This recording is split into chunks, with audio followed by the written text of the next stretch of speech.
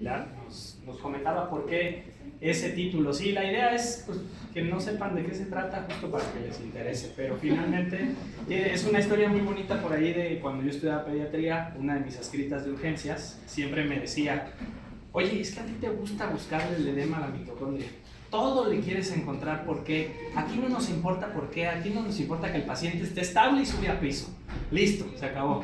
Entonces, por eso me quedé mucho con esa idea, porque realmente después, cuando te vas conociendo como médico, de repente dices, bueno, yo quiero hacer algo quirúrgico, a mí me interesa estar en el quirófano, con ropa quirúrgica, abrir la piel, abrir el músculo y cerrarlo después ya una vez que resolví, y generalmente ahí se acaba el asunto. Pero hay médicos a los que nos gusta la otra parte, no somos tan cirujanos, sino más bien somos más médicos y nos gusta más entender el porqué y saber cómo lo vamos a tratar, y sobre todo enfrentar pacientes que tienen enfermedades crónicas que ponen en riesgo la vida, pero que también ponen en riesgo la función y la calidad de vida.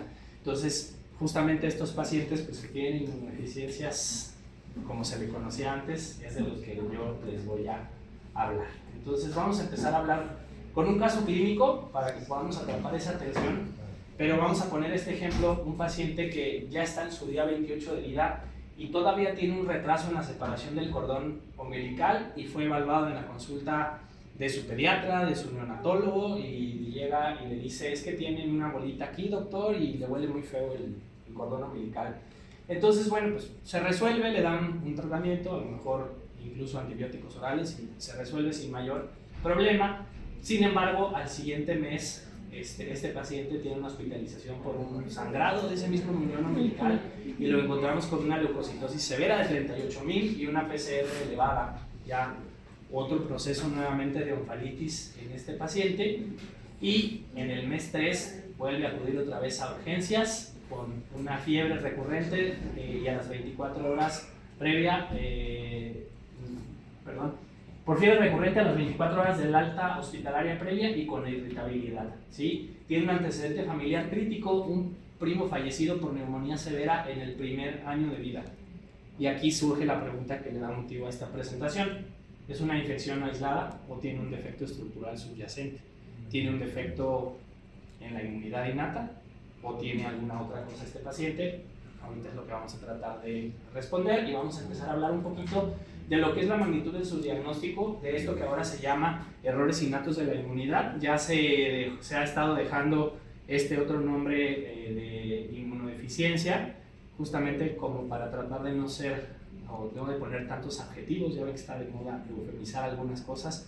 Creo que está bien hasta cierto punto, pero pues hemos llegado a modificar muchas situaciones que conocíamos anteriormente y ahora les llamamos errores innatos de la inmunidad, que nos da también una idea o un trasfondo más adecuado de que se trata de patologías genéticas y no solamente de situaciones pues que se pudieron haber adquirido. Entonces da un poquito más de identidad a la condición genética de estos pacientes.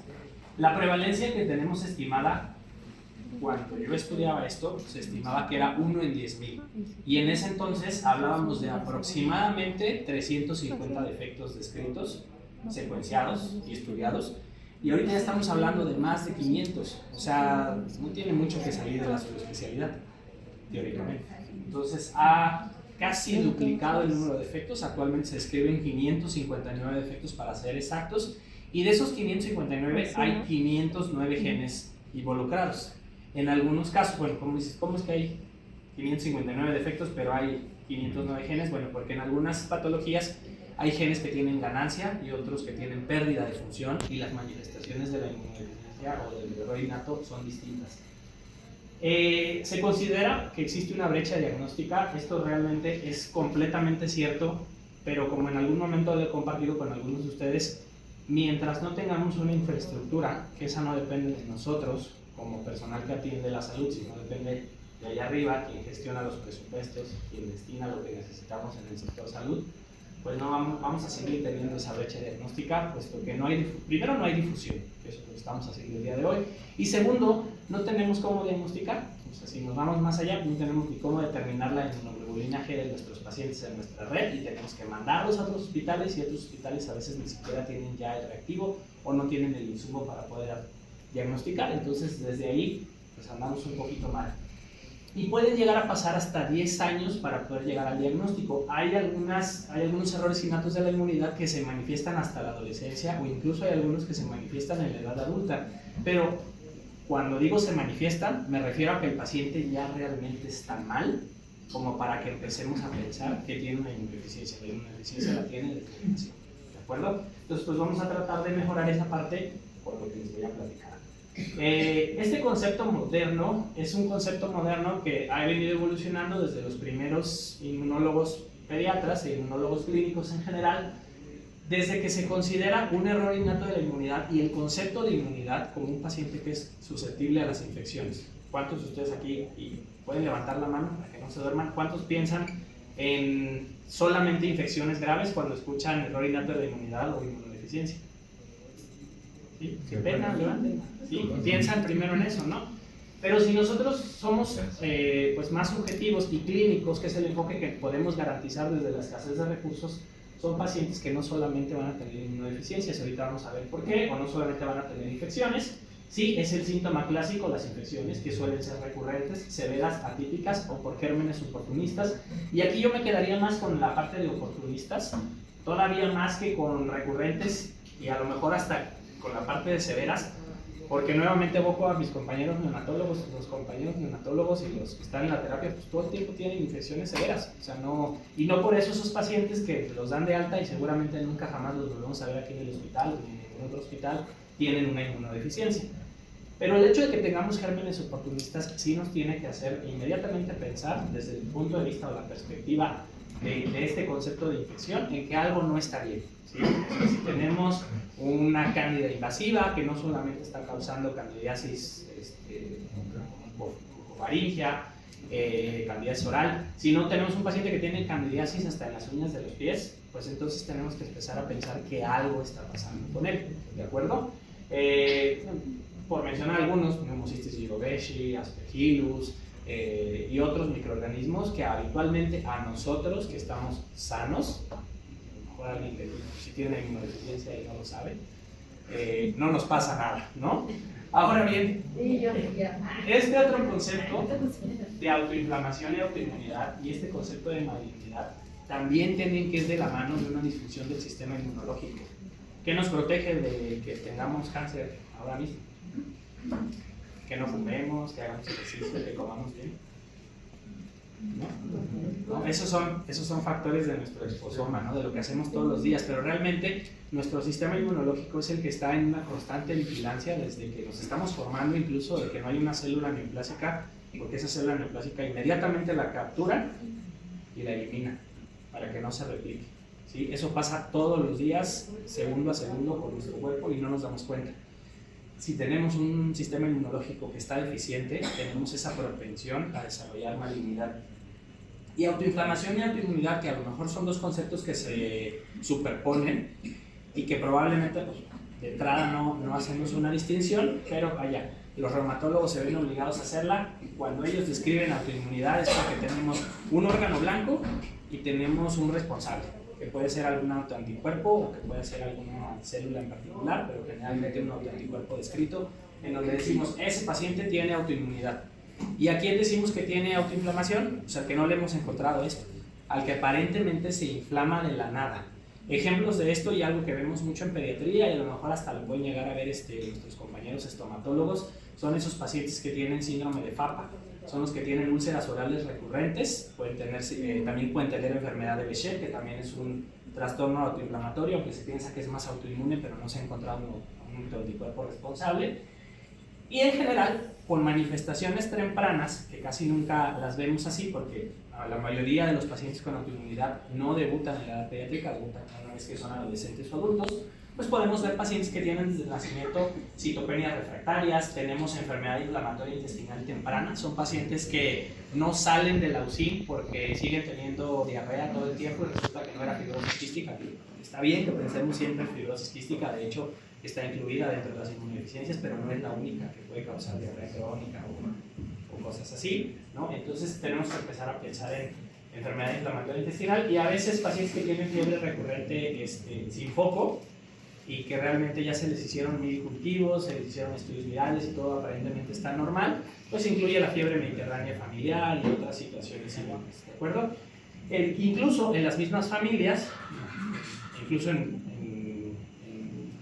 mi familia, por ejemplo, ¿sí? Tenemos psoriasis, tengo un tío que tiene psoriasis y su hijo tiene enfermedad inflamatoria, no tiene celiaquía, ¿no? Entonces, en la celiaquía sí hay un autoanticuerpo descrito, pero en la psoriasis no. O sea, en la psoriasis se considera una enfermedad de la piel autoinflamatoria y aún así seguramente hay genes relacionados que están causando esto. Ya después el doctor nos podrá explicar un poquito más. En términos de errores innatos de la inmunidad, subraya que el defecto no es una ausencia de respuesta, sino una desregulación profunda de estas vías de señalización y tolerancia inmunológica. Nosotros, insisto, tenemos una tolerancia inmunológica constante en la que estamos reconociendo qué nos pertenece, qué no nos pertenece, y cuando no sabemos reconocer y mantener esa homeostasis inmunológica, empezamos a autoinflamarnos. Y a veces nos estamos autoinflamando porque nuestras vías de aclaramiento, es decir, todo lo que limpia, lo que sale de nosotros mismos, dentro de nosotros, no están íntegras porque nos falta una parte del sistema inmunológico, porque nuestros macrófagos no se comieron bien esos desechos de células apoptóticas, de células muertas, y no los eliminaron adecuadamente o tempranamente, y entonces empezamos a generar autorreacción a esos residuos que se quedan ahí acumulados, y eso pasa en muchas de las inmunodeficiencias o de los errores innatos de la inmunidad descritos. De manera general, y tampoco para hacerlos bolas y aburrirlos, pues aquí está la arquitectura del sistema inmunológico, que más allá de todo, las células no solamente nos describen la inmunidad adaptativa, sino también son responsables de nuestra respuesta innata, que es una respuesta rápida y se considera que sin memoria, aunque últimamente se ha estado hablando mucho de que se puede entrenar esta inmunidad innata, y nosotros lo venimos haciendo como pediatras y como especialistas en otras áreas desde hace mucho tiempo. Seguramente algunos de ustedes de pequeños les dieron pulmonarón o bronchobaxón, desde que incluso desde antes de que yo naciera ya se usaba, o sea, ya mi mamá ya lo usaba, y eran lisados bacterianos que se desarrollaron en los 80s y que se utilizaban para prevenir infecciones. Eso es inmunidad innata entrenada y se sigue usando hasta la fecha. Pero está compuesta no solamente por la piel, que son barreras físicas, piel, mucosas, cilios, que están afectados justamente en estos pacientes con fibrosis quística, y también las secreciones y en la discinesia ciliar primaria también están afectados los cilios, y también se consideran pues, que son pacientes que debe evaluar un inmunólogo. Y el sistema de complemento, ¿no? Es una parte de la inmunidad innata donde la respuesta es generar un poro y romper la bacteria sin preguntar quién es, o sea, solamente es generar el poro y romper la bacteria. Los fagocitos y neutrófilos, ellos van a generar la ingestión y digestión de patógenos, ¿sí? Y producción de otras sustancias reactivas o especies reactivas de oxígeno, que son sustancias que degradan y destruyen y hacen explotar las bacterias, y también producen citocinas inflamatorias, las natural killers, y otras que no están mencionadas aquí como parte de la inmunidad innata, como las células linfoides innatas, que orquestan respuestas inmunológicas a nivel local. Y finalmente, del otro lado, ya estamos hablando de inmunidad adaptativa. ¿Por qué la llamamos? Porque es una respuesta lenta, específica y con memoria. Si nosotros nos ponemos a pensar cómo es nuestro sistema inmunológico, simplemente no sería posible que nosotros pudiéramos combatir todas las bacterias, porque no todas las bacterias son iguales, incluso entre especies de bacterias, ¿no? Finalmente va a haber bacterias que sí producen catalasa y otras que no, pero no dejan de ser estreptococos, etcétera, etcétera, ¿no? Entonces, para poder tener justo respuestas específicas, es que nosotros nos tenemos que valer de esa respuesta de inmunidad innata, que no solamente es lenta y específica, sino que además es más potente. Si ustedes tuvieron esa oportunidad de convivir con algún paciente que desafortunadamente falleció por COVID o se complicó por COVID, seguramente se dieron cuenta que los primeros 3 días solo tenía una gripita, y después de 5 días, 7 días ya estaba internado e intubado en el hospital, ¿sí? Eso que ustedes vieron que ocurrió con ese familiar o con ese paciente o con esa persona conocida cercana, es por culpa de nuestra inmunidad adaptativa, ¿de acuerdo? Que es una respuesta demasiado potente que ya una vez que se instaura ya no la podemos detener. Y aquí, pues, creo que se volvió. Y aquí rápidamente pues nos vamos a detener en esta parte, ¿no? Esta nos va a dar respuestas específicas que se van a potenciar contra virus, hongos, micobacterias, y va a haber una regulación. Los CD4, que son parte de los linfocitos T, principalmente se encargan de activar a los macrófagos y a los linfocitos B. ¿Para qué activan a los linfocitos B? ¿Alguien sabe? ¿Para qué un linfocito T activa a un linfocito B? Para que produzca inmunoglobulinas, exactamente, doctora. Sí, va a decirle al linfocito a través de una célula o de una interacción previa con una célula presentadora de antígeno: este es fulanito de tal y así lo tienes que balancear. O sea, literal, ¿no? Suena muy agresivo, pero así es. ¿Sí? Esta es la bala que le entra, no cualquiera, trae chaleco. Entonces, tiene que generar una respuesta específica. Y las células CD8, estas identifican patrones solamente en la superficie de la célula y dicen: tú te ves sospechosa, como que traes un virus. Entonces, pum, le da. Y adiós. Le hace un poro y la destruye. Y la otra es ya esta inmunidad humoral, donde los linfocitos B, que ya la doctora Paula nos dijo, fueron estimulados previamente por los CD4 y entonces producen inmunoglobulinas específicas. Ya sabemos que primero tenemos la M, luego tenemos la G, tenemos la IgA secretora, que está principalmente en nuestras mucosas, no solamente en nuestras mucosas, pero sí en nuestras mucosas, y la IgE, que se supone que está diseñada para pues macrobichos, o sea, para cosas grandotas, como las lombrices, como las yardias, como las amibas, ¿sí? Pero no está hecha para generar autorreactividad o para generar aloreactividad con el ambiente. Sin embargo, los pacientes que tenemos alergia, pues sí tenemos mucha IgE del por medio. Y estas funcionan opsonizando. ¿Alguien sabe qué es opsonizar? Marcar. Es un marcaje para hacer más atractivas a los virus o a las bacterias y que las otras células los puedan reconocer, neutralizarlas, neutralizando estos mecanismos de infección o activando complemento y otras células, ¿de acuerdo? Y bueno, ahora sí, si alguna de estas cosas no sirve, entonces tenemos alguna de estas 10 cosas, ¿de acuerdo? Y esas 10 cosas, la más importante es esta que brilla bonito, que son los defectos predominantemente de anticuerpos. Se conocen como defectos humorales porque, bueno, acuérdense que cuando se describió la inmunología se pensaba que en nuestra sangre teníamos humores que nos defendían de las infecciones. Entonces, históricamente, por eso se le llamó inmunidad humoral. Era algo que ya traíamos de cajón y no algo que producíamos, y eso hace la diferencia de esa inmunidad adaptativa que ya está mediada por una respuesta específica. Estas deficiencias representan más del 50% de los casos de compromiso de la inmunidad. En la CIP, que es una fundación que se dedica al abordaje de inmunodeficiencias en América Latina, ellos describen hasta un 60% y describen que de ese 60% de todos los defectos de la inmunidad, 19% de estos defectos corresponden a déficit de inmunoglobulina A. O sea, esa es la inmunodeficiencia más común, el déficit de inmunoglobulina A, que puede ser parcial o total, pero que a veces no sabemos que tenemos esa inmunodeficiencia. ¿Y cómo se manifiesta? Los pacientes que tienen déficit de IgA generalmente tienen alergias severas o autoinmunidad, pero además pues tienen lo que les comentaba, estos ejes de infección donde las infecciones no son tan leves, son muy recurrentes y a veces incluso son por gérmenes atípicos, ¿de acuerdo? Y las demás, estos otros ejemplos, pues ya involucran partes como específicas del sistema inmunológico. Incluso ya hay una subclasificación que abarca las enfermedades por desregulación inmune. Son pacientes que se inflaman muy fácilmente, fallas de médula ósea, como incluso la anemia de Fanconi, que es más del hematólogo que del inmunólogo. Las fenocopias de inmunodeficiencias, que son inmunodeficiencias que imitan a otras inmunodeficiencias, y ahí la que más he visto en mi práctica pues, institucional, son pacientes que tienen autoanticuerpos contra su interferón gamma, que es una citocina que nos protege de infecciones virales. Son pacientes que entran recurrentemente a las terapias por virus sincitial, por influenza, por rinovirus incluso, porque no tienen interferón gamma, puesto que está autodestruido por ellos mismos.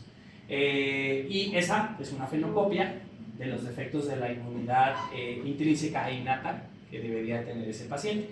Los trastornos autoinflamatorios incluyen estas enfermedades que les comento, o sea, la enfermedad de Behçet, e incluso el síndrome de Fapa es un trastorno autoinflamatorio, está incluido aquí, la fiebre mediterránea familiar, crioglobulinemias. Las deficiencias del sistema de complemento, más de la mitad no se manifiestan como una inmunodeficiencia, se manifiestan como lupus, porque justamente el complemento ayuda a aclarar esos desechos orgánicos de células apoptóticas. Si no se aclaran bien, entonces se generan células autorreactivas que dicen: ¡ay, aquí hay basura de núcleo celular! Entonces voy a generar una defensa para intentar eliminarla, y nunca la puedo eliminar porque en realidad el sistema de complemento no está presente, no está funcional, y entonces empieza a generar una cascada de inflamación excesiva que termina en un fenotipo de lupus. Las inmunodeficiencias combinadas con características sindrómicas son más del doctor Ernesto que mías, pero ahorita vamos a platicar un poquito de ellas porque son esas que puedes hacer diagnóstico de camión, ¿no? Que dices, ahí va un síndrome de George, sí, ¿no? Entonces, y las deficiencias de la inmunidad celular y humoral, pues son inmunodeficiencias que también están combinadas. Estas son las peorcitas, por así decirlo. Estas son las que si no diagnosticamos a tiempo, ya no están después.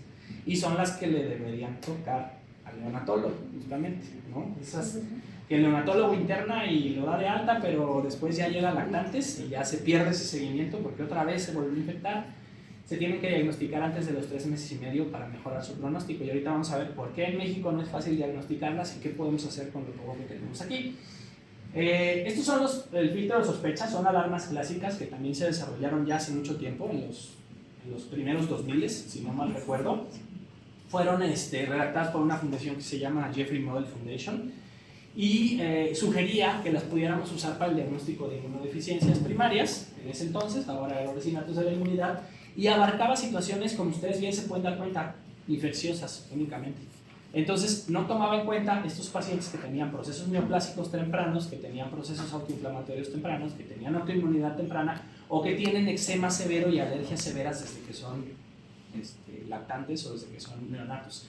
Esos pacientes también nos deben de levantar pues, las alertas de pensar que pudieran tener una inmunodeficiencia, y ahorita vamos a ver fotitos y cosas más ilustrativas para que no se aburran, pero a final de cuentas esto se centra en esa parte infecciosa que nos tiene que llamar la atención. O sea, si un paciente pediátrico tiene más de 4 otitis nuevas en un año, ¿sí? o más de 8 en menores de 4 años, ya nos tiene que hacer pensar en que el paciente tiene inmunodeficiencia.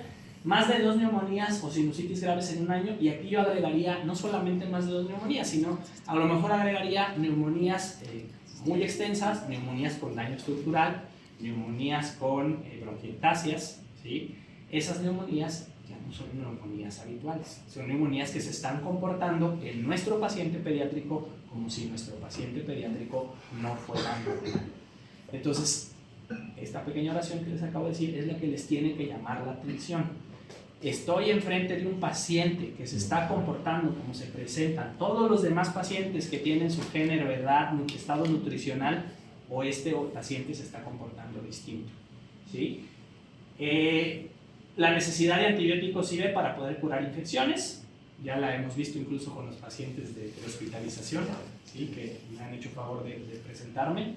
Esto también nos tiene que llamar la atención. Una candidiasis oral recurrente o una candidiasis cutánea persistente, y también abarca la onicomicosis en mayores de 1 año de edad. La falla de Medro o un retraso pondoestatural también nos tiene que llamar la atención. Recordando que todos estos son signos y síntomas muy específicos. Y en los adultos, porque pueden debutar como adultos, sobre todo la inmunodeficiencia común variable y otra que se llama enfermedad de la neumatosa crónica, son comunes que se diagnostiquen en adultos.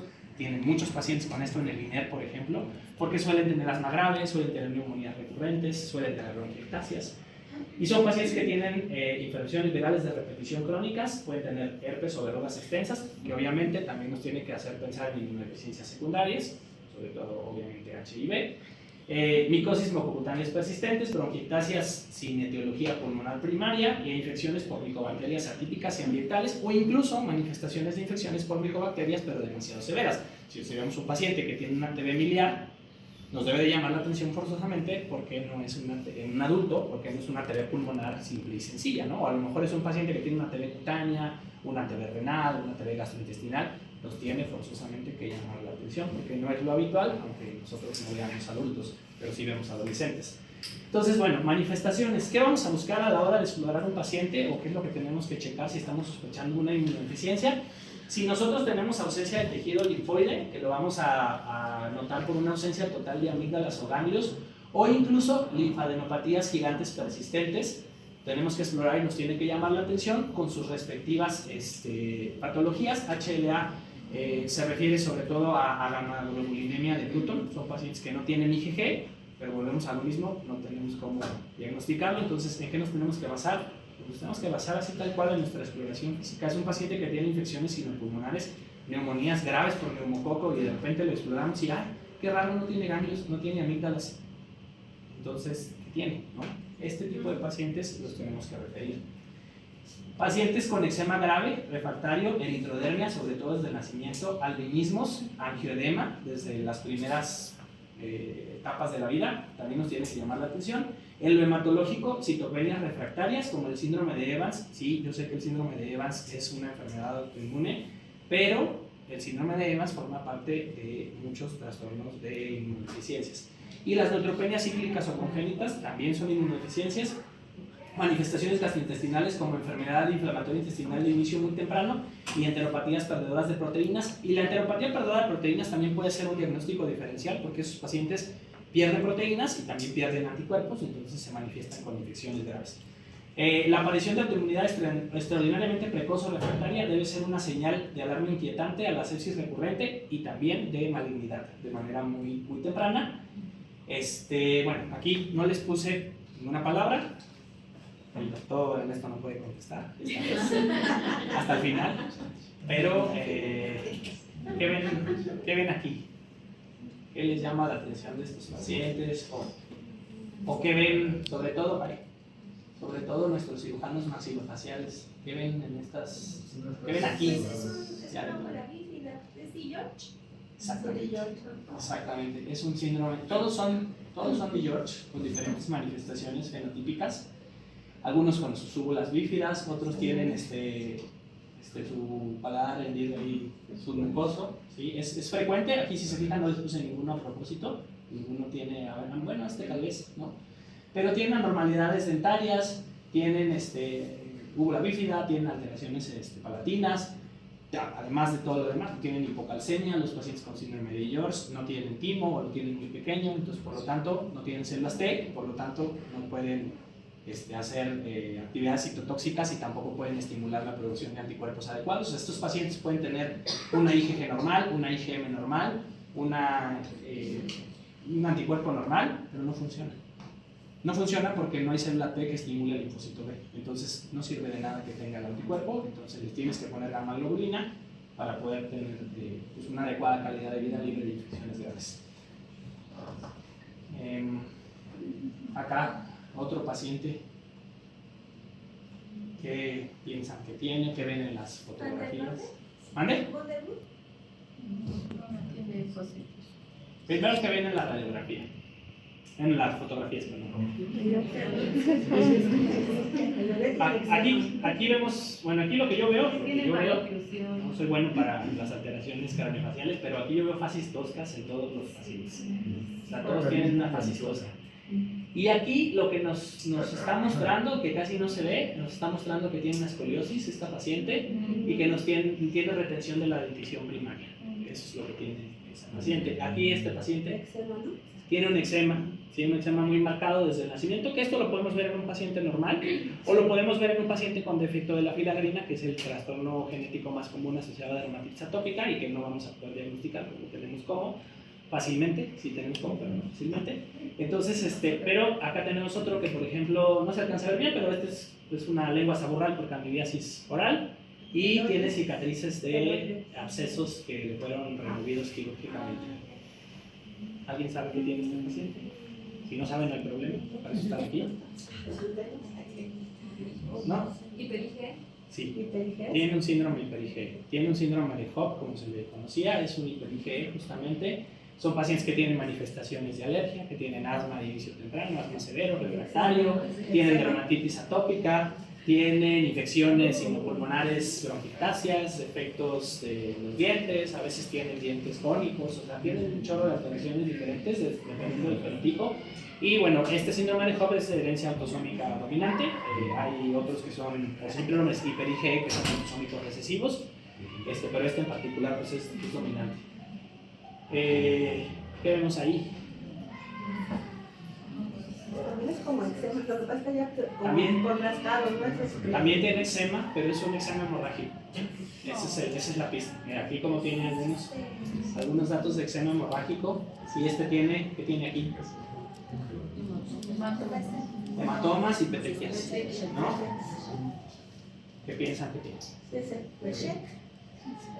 ¿No? Behçet tiene Generalmente tiene alteraciones gingivales y tiene úlceras que remembran herpes, pero que no son herpéticas o no son múltiples, generalmente son únicas, grandes y dolorosas.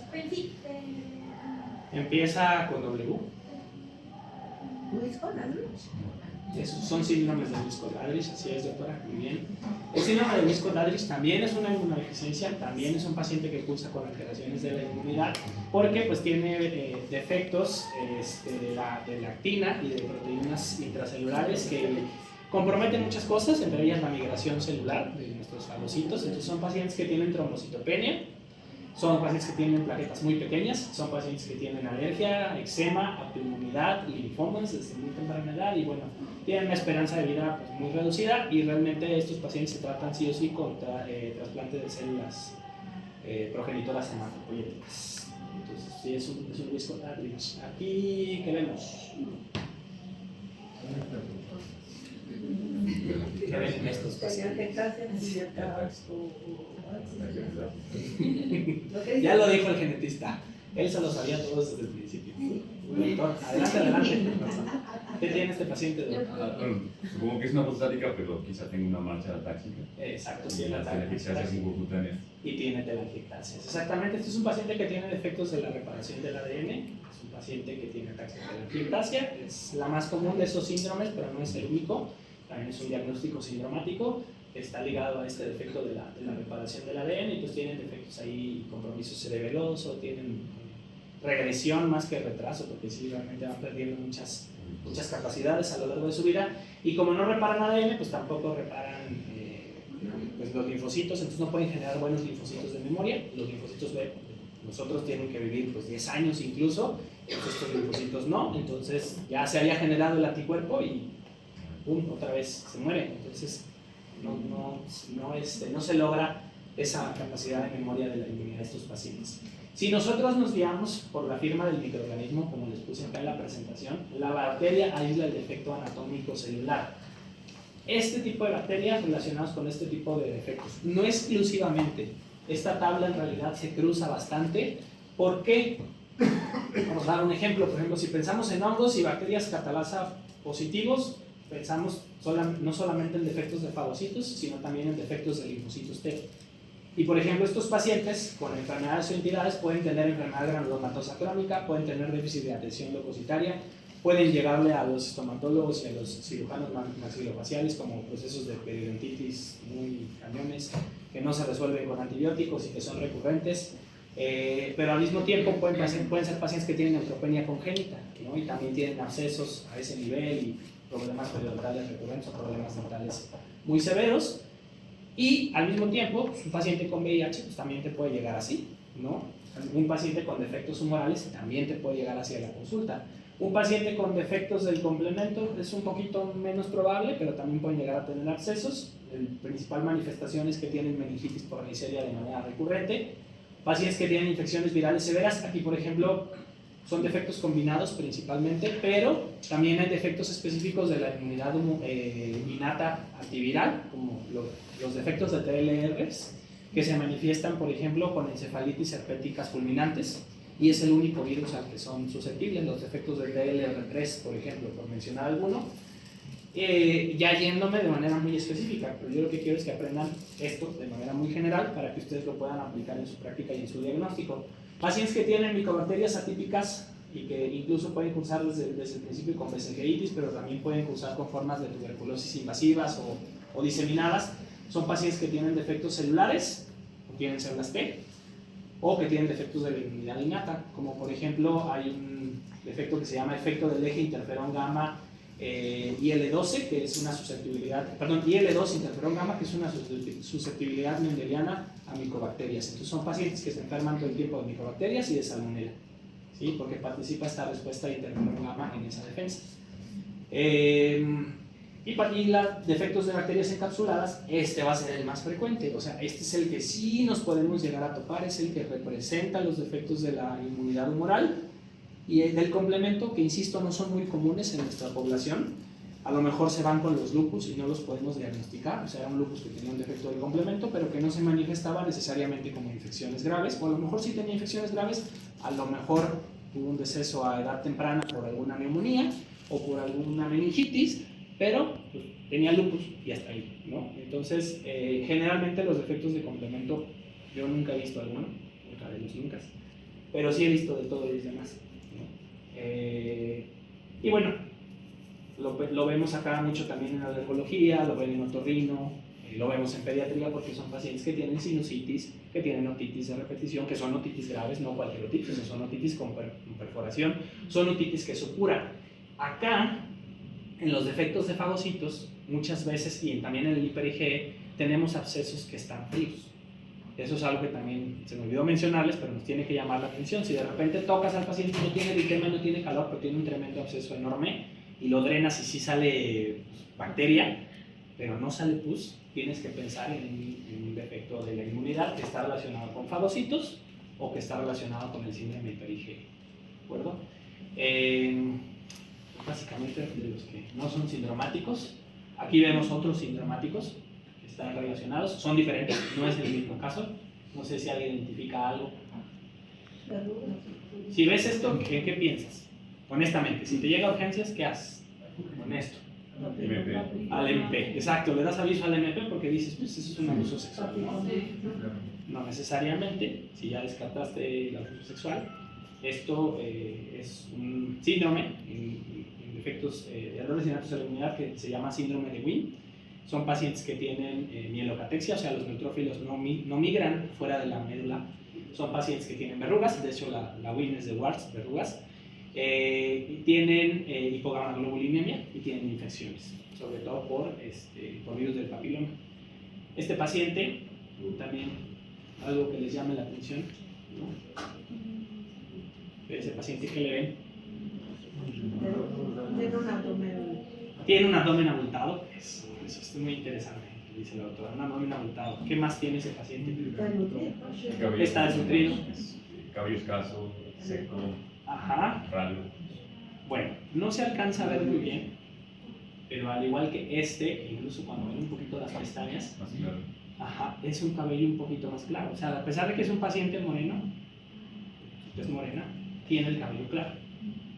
Este paciente tiene un síndrome de Chiari-Higashi, es una inmunodeficiencia primaria también, y es un paciente que tiene un defecto lisosomal, en donde su fagosoma no se une con su lisosoma en los neutrófilos y entonces no puede destruir las bacterias. Pero en estos casos, o seguramente este paciente, digo, no lo investigué a fondo, pero seguramente tiene una infección por virus de Epstein-Barr y está en fase acelerada. Fase acelerada es un punto en el que los pacientes ya no controlan la infección por virus de Epstein-Barr y empiezan a desarrollar síndrome de activación macrofágica, como lo suelen llamar los reumatólogos, o linfohistocitosis hemofagocítica, como lo llaman los hematólogos. ¿Sí? Sus macrófagos están tan activados tratando de comerse a las células que están infectadas que empiezan a comerse al mismo paciente y empiezan a generar pues también un estado de inflamación demasiado severo que o lo controlas o el paciente fallece. Generalmente estos pacientes con Chiari-Higashi pues terminan en eso porque como no pueden fagocitar adecuadamente, empiezan a activar los macrófagos para compensar y no resulta, por así decirlo, ¿no? Entonces estos pacientes también generalmente son candidatos a trasplante desde que son diagnosticados, pero suelen tardar en ser diagnosticados y el diagnóstico de comprobar que esos cabellos no tienen suficiente melanina es por dermatología mediante estos microscopios especiales que ellos tienen para revisar el cabello de los pacientes. Y esto ya es diferente a lo que les puse en la diapositiva anterior. Esto también lo ve el dermatólogo cuando se lo encuentra. Parece algo ictosiforme. Parece algo ictosiforme, también se parece mucho a los trastornos ictosiformes, pero es una electrodermia congénita. ¿Sí? Es un paciente con síndrome de Omen. El síndrome de Omen es un defecto combinado. ¿Sí? Tienen defectos de anticuerpos y tienen defectos celulares. No tienen células T, no tienen células B, a veces no tienen células NK, dependiendo del gen específico, pero nacen con eritrodermia, una eritrodermia muy severa. Y finalmente, bueno, ya vimos cómo son, ya vimos por qué son, ya vimos qué es lo que está fallando. ¿Cómo nos vamos a diagnosticar si no tenemos con qué? Lo que tenemos que hacer es aplicar un algoritmo diagnóstico escalonado para poder saber qué vamos a hacer aquí en el hospital con estos pacientes y qué podemos hacer desde el punto de vista clínico, que ya les expliqué con los hallazgos.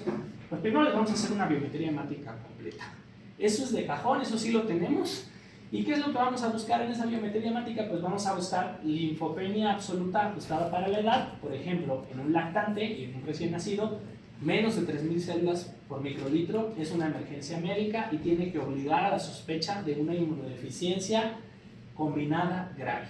Ajá. Ese paciente muy probablemente no tiene células T, y a lo mejor no tiene ni B ni NK, pero cuando menos no tiene células T, y sobre todo si ingresó a la UCI, porque seguramente se infectó severamente, lo primero que tenemos que hacer es abordarlo. ¿Que la biometría hemática se la podemos tomar desde que ingresa? Pues probablemente no, probablemente tendremos que esperar a que se resuelva la infección. Sin embargo, y aún y cuando no se resuelva la infección, deberíamos estar obligados a abordarlo. ¿Cómo se aborda esto? En donde sí tienen lana, en donde sí lo pueden abordar, pues tienen dentro de su tamiz neonatal, tienen una cosa que se llama K-Rex y T-Rex, que son círculos de decisión que se desprenden de cuando se está madurando sus linfocitos B y sus linfocitos T. Cuando no tienen esos círculos de decisión en sangre, pues entonces no tienen linfocitos T o no tienen linfocitos B. Y es la manera en la que nos podemos dar cuenta desde el inicio que tienen un error innato de la inmunidad. Sin embargo, no lo tenemos en México. Se supone que estas asociaciones, incluida FUMENI, pues, ha solicitado diálogos con el gobierno federal para intentar que los tengan, porque obviamente estos pacientes, cuando se diagnostican tardíamente, como dependen del trasplante, ya se alosensibilizaron. Entonces realmente ya para después de los 3 meses y medio ya generalmente hacen injerto contra huésped o rechazo al injerto y terminan pues falleciendo, porque además antes de poderlos trasplantar hay que realizarles una inmunosupresión profunda para que puedan aceptar el trasplante. Adelante. ¿Es TRS? T-Rex, ajá. T-R-E-C-S, minúscula al final. Es que Y en algunos momentos, en algunas partes del país, hace unos años, sí se cotizaba en cáncer metabólico. Okay. Lo busco y te digo en dónde, porque sí llegaron a ver algunos. Pues bueno. Pero eso fue rarísimo. O sea, no. Pues ojalá los volviera a ver, porque realmente sí salvan vidas y sobre todo en comunidades endogámicas son de bastante utilidad para que los pacientes no se mueran. Yo hice mi servicio social en una comunidad endogámica y después me toqué con pacientes de esa comunidad que tenían el diagnóstico de un error innato de la inmunidad. Porque pues, todos se apellidaban igual, todos se casaban igual, no se reconocían como primos, todos se apellidaban Cosío, Rieke, o sea, tenían apellidos que embolaban perfectamente. Ahora bien, nosotros vamos a evaluar también neutropenia y plaquetopenia en nuestra biometría hemática. Recuerden que el Wiskott-Aldrich tiene trombocitopenia y en ese Wiskott-Aldrich tenemos que ver el tamaño de las plaquetas. Pero lo más importante es revisar los linfocitos, sobre todo en pacientes de edad temprana y sobre todo en neonatos, para poder ofrecerles un poquito más. Después les pedimos las inmunoglobulinas séricas. ¿Sí? ¿La IgG materna interfiere antes de los 6 meses? Sí, sí interfiere antes de los 6 meses, eso es un hecho. ¿Sí? Algunos inmunólogos recomiendan que se tome hasta que tenga el paciente cuando menos 4 meses, pero finalmente solo es la IgG. O sea, las demás no tendrían por qué estar alteradas si el paciente no tiene un defecto de anticuerpos. Y la evaluación funcional básica, esta es algo que también la podemos hacer, desafortunadamente no lo tienen los laboratorios convencionales, pero podemos hacer una que se conoce como respuesta serológica a vacunas. Hay un laboratorio en particular en la Ciudad de México que sí nos hace ese estudio y nos determina un paciente antes de vacunar y después de vacunar a qué tantos serotipos del neumococo logró una conversión efectiva. Entonces son pacientes que si tú les tomas IgG te va a salir normal, le tomas IgM es normal, IgA es normal, le tomas subclases de IgG, IgG1, IgG2, IgG3 son normales, pero si les haces esa respuesta serológica a vacunas, como sus linfocitos no reaccionan bien con la respuesta a mitógenos, entonces no generan una inmunidad eficiente y obviamente se te pueden morir de una neumonía. Las subclases de IgG también son útiles en este diagnóstico y también pueden salir alteradas en pacientes con alergia que tienen deficiencias de subclases subyacentes y que vale la pena investigar cuando tienen infecciones un poquito más graves.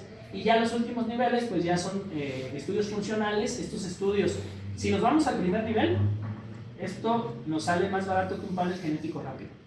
Pero si ya le metemos estudios avanzados como estos, ya prácticamente igualamos el precio o cuando menos una buena porción del precio inicial de este diagnóstico de secuenciación. El problema con esto es que casi todas las empresas están subrogadas hacia laboratorios fuera del país. Pues tienen que hacer el estudio aquí, mandarlo al otro país, con todos los viáticos y todo lo que corresponde, y ya después dicen, sí tiene un déficit del gen Nemo, ¿no? O de MIT88. Y ya la otra es la secuenciación completa del exoma, ahí el doctor podría después dar una clase de cómo se dan sus procesos diagnósticos, pero a final de cuentas en el exoma sí te revisas todos los genes del paciente, por lo que entiendo, gen por gen, para buscar alteraciones, y en los otros que son estos, los NGS, son de nueva generación, son paneles rápidos que solamente determinan si están alterados un bonche de genes determinado. Como por ejemplo los paneles de inmunodeficiencias, pues tienen 400 genes, a pesar de que hay todavía más descritas, los comerciales están en 400 genes en la actualidad. Y bueno, estos de estallido respiratorio, la citometría, la linfoproliferación, esto sí lo hacen en nuestros institutos de tercer nivel, pero pues obviamente en nuestra red no los podemos realizar. Entonces, si son pacientes que tienen criterios de acuerdo a la infección, de acuerdo a la clínica, pues tenemos que mandar sí o sí a la torre de investigación o al Hospital Infantil de México. ¿De acuerdo? ¿Dudas hasta ahorita? Bueno, entonces ya nada más el espectro clínico, nuevamente repasando, les reitero, esto es más común en adultos, esto sí lo ven los neumólogos sobre todo, el síndrome de Owen lo vemos con la heterodermia severa desde el nacimiento para los neonatólogos, la inmunodeficiencia combinada grave también desde el nacimiento, es una emergencia pediátrica, pueden tener candidez orales intratables, diarreas graves, tienen ausencia de timo, esto desde la pura radiografía también lo podemos empezar a sospechar, y tienen infecciones por gérmenes más oportunistas, por ejemplo, que lo que podríamos esperar acá, donde sabemos que el neumococo no es oportunista, pero al paciente que tiene una ausencia de linfocitos B, el neumococo lo hace trizas. Defectos de fagocitosis, como les decía, la granulomatosa crónica más común está ligada a X. Entonces, en este historial clínico nosotros preguntamos abortos previos y preguntamos muertes tempranas de varones en la infancia. Aunque en general yo pregunto muertes tempranas pues en todo, porque a veces hay muertes tempranas, casi siempre te dicen, fue una bacteria, fue una neumonía, fue una complicación respiratoria. No te especifican porque no saben exactamente qué fue lo que pasó, pero como recordando que los defectos humorales son más comunes, pues lo primero que pienso es que puede haber defectos humorales en esa familia. Si pensamos en LAD, buscamos la onfalorexis tardía, el retraso en la caída del cordón umbilical. Si somos estomatólogos, las periodontitis de repetición, igual que la enfermedad de granulomatosa crónica, igual que las neutropenias congénitas y las neutropenias cíclicas. Shiraya Higashi, ese pelo plateado que les mostraba, salmonelas y micobacterias, errores de la inmunidad innata, aunque estos también tienen un espectro un poquito más noble y muchos pacientes nunca los vamos a llegar a diagnosticar, pero eran esos pacientes que los internaron 5 veces en el hospital pediátrico de Peralvillo y de repente llegaron a los 10 años, 8 años y ya no les pasaba nada, ya nunca jamás los volvieron a internar y no eran crisis asmáticas confundidas con neumonías, eran verdaderas neumonías. Entonces, estos pacientes generalmente, como al principio su inmunidad adaptativa no es madura, dependen exclusivamente de su inmunidad innata para la defensa antiviral y entonces por eso nos caen muy graves aquí, porque no tienen inmunidad innata, no tienen inmunidad adaptativa, entonces les va mal. Los defectos del complemento, ya vimos que son infecciones invasivas y recurrentes por Neisseria.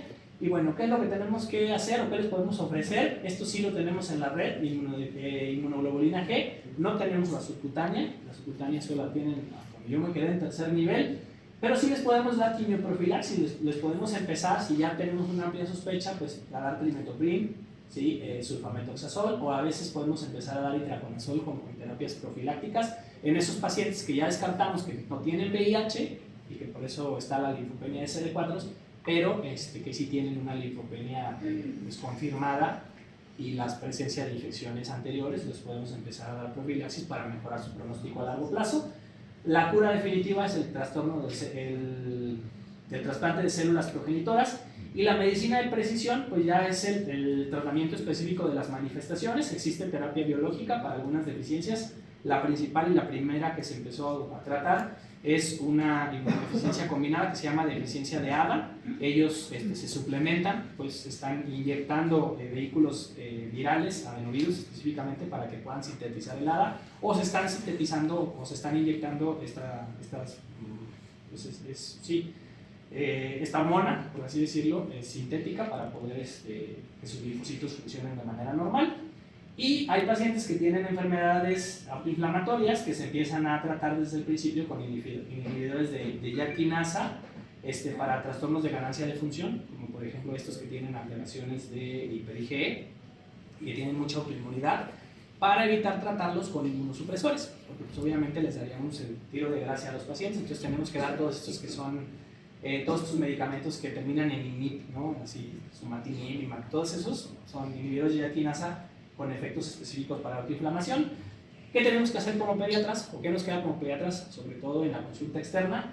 Pues tenemos que saber esto principalmente. Pues esta es nuestra, y neonatólogos también, nuestra principal diapositiva, es las vacunas inactivadas, ¿sí? No, son seguras, ¿sí? Pero ponemos el riesgo de que no generen una inmunogenicidad protectora en defectos humorales puros. Si no puedes sintetizar anticuerpos, pues por más que lo vacunes, no generas una respuesta eficiente. Pero en general no están contraindicadas. El problema está acá. Si tú le pones un virus vivo atenuado y el paciente tiene un compromiso de todos estos, ¿sí? Los combinados graves, los defectos de fagocitos, susceptibilidad mendeliana a micobacterias, ¿sí? Y les pones una BCG, adiós al paciente, o sea, le das el tiro de gracia y le provocas una BCG-osis diseminada por haberle puesto la vacuna sin saber que tenía inmunodeficiencia. Por eso es que estos tamices neonatales son tan importantes. Y la estrategia es una estrategia capullo, o sea, todos tienen que estar sanos, no pueden hacer contacto con, tienen que usar cubrebocas y todos tienen que estar vacunados para que puedan convivir con estos pacientes. El diagnóstico diferencial, ya prácticamente es creo que la penúltima diapositiva, estamos obligados a descartar pérdidas de anticuerpos, ¿sí? Como enteropatía perdedora de proteínas, síndromes nefróticos, que vamos a ver aquí, que no solamente la fracción de las globulinas está baja, sino también que tenemos bajo en el síndrome nefrótico. La albúmina, ¿no? O sea, no vamos a tener albúmina, las proteínas totales junto con las globulinas van a estar bajas porque se están perdiendo las proteínas. Con un paciente con inmunodeficiencias, la albúmina está normal si está bien nutrido, ¿no?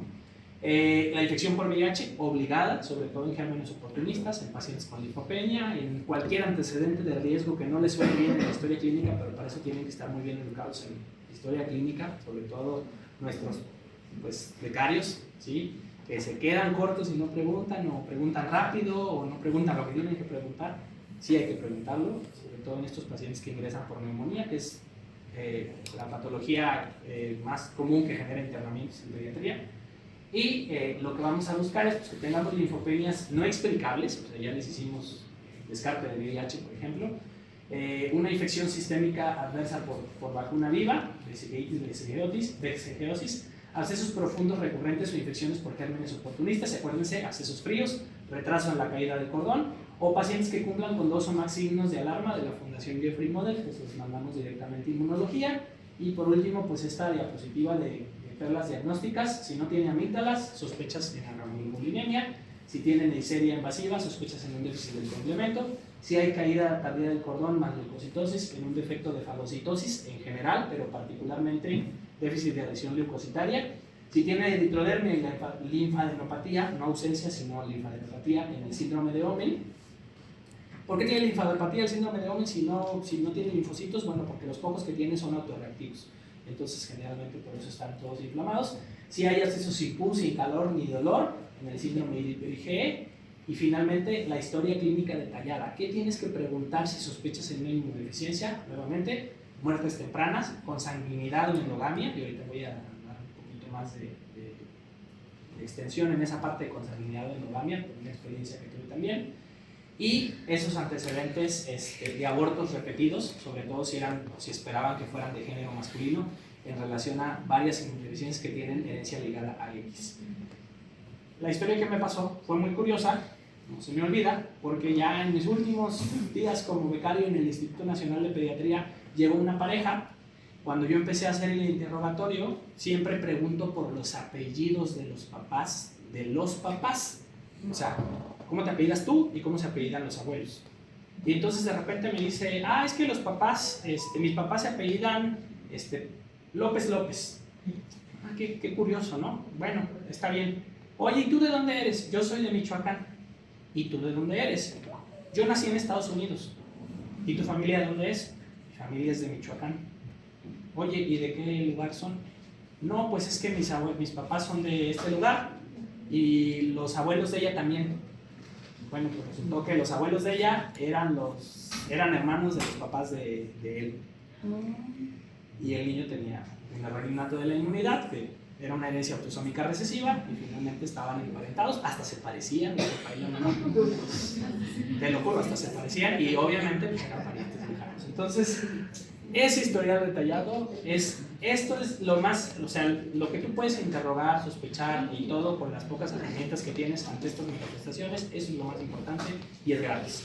Entonces, para que cuando sospechen, pues hagamos así el relatorio dirigido.